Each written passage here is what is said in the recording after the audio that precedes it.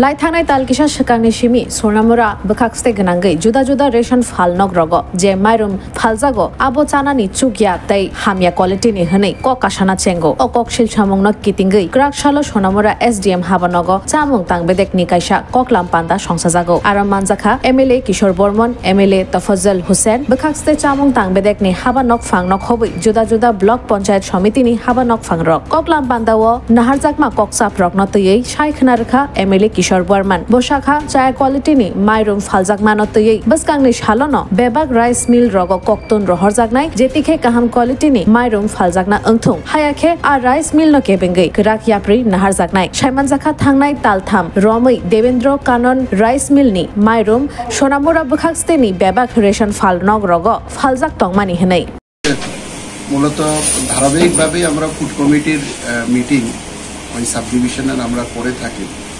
তো সময়ে সময়ে যে বিষয়গুলো আসে সেই বিষয়গুলোর উপর চর্চা হয় ফুড কমিটি রিলেটেড।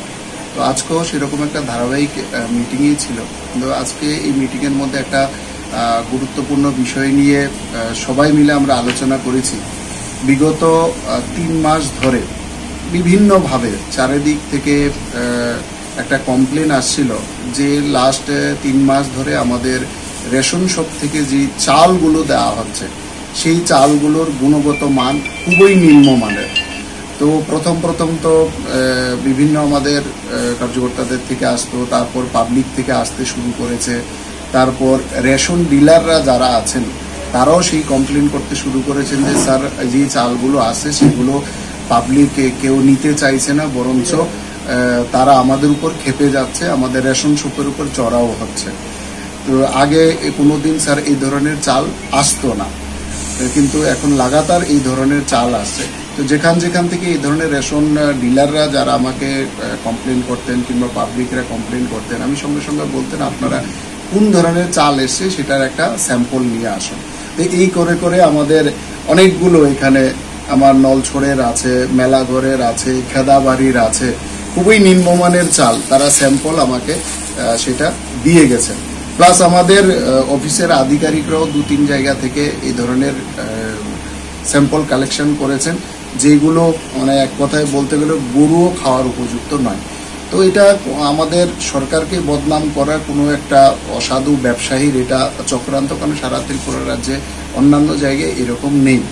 তো সেটাকে পাবলিকও আমার কাছে কমপ্লেন করতো, বিভিন্ন পত্রপত্রিকার মাধ্যমে বিভিন্নভাবে প্রকাশিত হচ্ছিল যে এই ধরনের চাল দেওয়া হচ্ছে।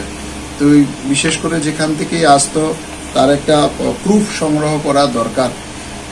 সেটা সামনে রেখে আমার ডিপার্টমেন্টের তরফ থেকে যেরকম কালেকশন করা হয়েছে, আমিও যারা কমপ্লেন নিয়ে এসেছেন তাদেরকে স্যাম্পল দিয়ে যেতে বলেছেন। তো আমার এরপর পরিপ্রেক্ষিতে আমার আগের যিনি ছিলেন আমাদের এসডিএম ছিলেন মাননীয় অরূপ বাবু, ওনার কাছেও বিষয়টা জানে, উনিও দপ্তরের মাধ্যমে ডাইরেক্টরেট অফিসে একটা চিঠি করেছেন এই বিষয়ে। আমার নলেজও উনি বহুবার এই বিষয়টা এনেছেন, ওনার কাছে কমপ্লেন আছে, অলরেডি একটা কমপ্লেন ওনার মাধ্যমে। এটা আমাদের পুরো যে ফুড কমিটি তাদের সবার সামনে এই বিষয়টা উত্থাপন করি, তাদেরকে স্যাম্পলগুলো দেখায়।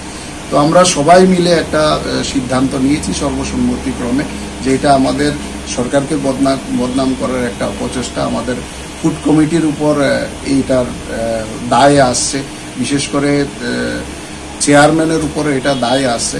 সুতরাং মানুষের নিত্য প্রয়োজনীয় জিনিসের মধ্যে সবচেয়ে গুরুত্বপূর্ণ জিনিস হচ্ছে চাল। একসময় 3 মাস আগে আমিও সেই রেশন চাল খেয়েছি, কিন্তু বর্তমানে যে রেশন চালগুলো আছে সেগুলো খাওয়ার অনুপযুক্ত। তো সে কারণে আমরা সিদ্ধান্ত নিয়েছি যে যেখান থেকে এই সাপ্লাইটা আসছে, আমরা জানি না কোথায় থেকে সাপ্লাই আসছে, কারণ গভর্নমেন্ট উপর থেকে এটা সাপ্লাইটা দেয়।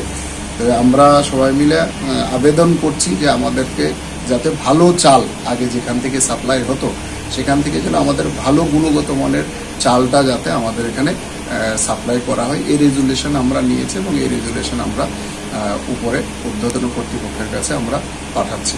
তো মূলত এটাই আজকে সবচেয়ে বড় আমাদের এই মিটিংয়ে গুরুত্বপূর্ণ ডিসিশন হয়েছে। কোন এজেন্সি থেকে আসতে হয় চালটা গোটা মহকুমায়, কারা এটা সাপ্লাই করতে হয়?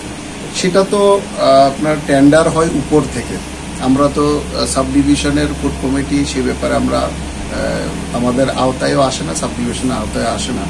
কিন্তু সম্ভবত কি নাম ওটা, দেবেন্দ্র, যেখান থেকে আসে দেবেন্দ্র কানন, কোনো একটা রাইস মিল থেকে এটা আছে।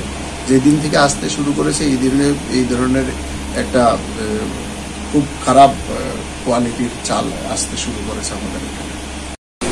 নিজের এরিয়াতে হুট করে ঢুকে একবার হাতের চালটা নিয়ে দেখবেন যে কি ধরনের চাল দেওয়া হচ্ছে। প্রয়োজনে যদি মনে করেন যে চাল বাজে দেওয়া হচ্ছে, প্রয়োজনে আটকে দেবেন। আমি নলছড়ে ডিস্ট্রিবিউশন রেশনকে বন্ধ করে দিয়েছি, চাল যাতে না দেয়, এরকম অবস্থা। সমস্ত পঞ্চায়েত প্রধানগুলো, উপপ্রধানগুলো আমাকে ফোন করতে শুরু করেছে, আমাদের কার্যকর্তারা ফোন করেছিল, দাদা এই পরিস্থিতিতে আমরা কোনোদিন দেখিনি, এর আগে এরকম চাল দেখিনি। আমি নিজে বাড়িতে রেশন চাল পেয়েছি 3 মাস আগে। কারণ আমি এখানকার কথা পশ্চিমবঙ্গে